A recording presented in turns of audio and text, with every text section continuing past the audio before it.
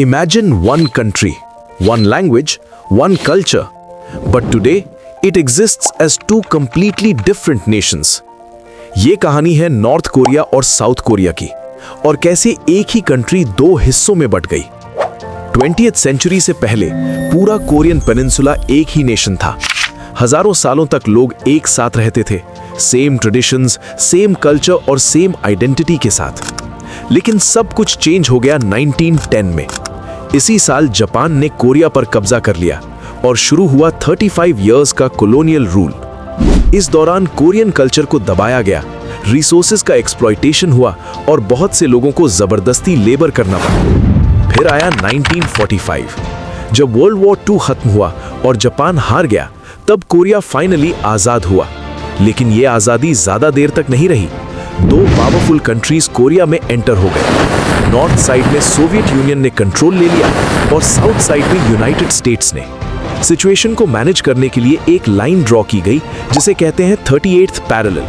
Plan यह था कि यह डिवीजन टेम्पररी होगा, लेकिन उस वक्त दुनिया एक नए कॉन्फ्लिक्ट में एंटर कर रही थी, कोल्ड वॉर। सोवियत यूनियन ने नॉर्थ में कम्युनिस्ट गवर्नमेंट सपोर्ट की, जबकि यूनाइटेड स्टेट्स ने साउथ में डेमोक्रेटिक गवर्नमेंट। और धीरे धीरे एक ही कंट्री के दो अलग सिस्टम्स बन गए। 1948 तक ऑफिशियली दो कंट्रीज बन चुकी थी, नॉर्थ कोरिया और साउथ कोरिया। लेकिन टेंशन यहीं खत्म नहीं हुई।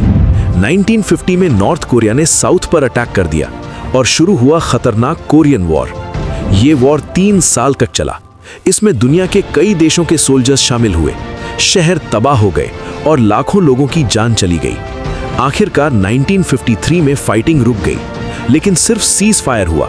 ऑफिशियल पीस ट्रीटी कभी साइन नहीं हुई और कोरिया हमेशा के लिए डिवाइडेड रह गया।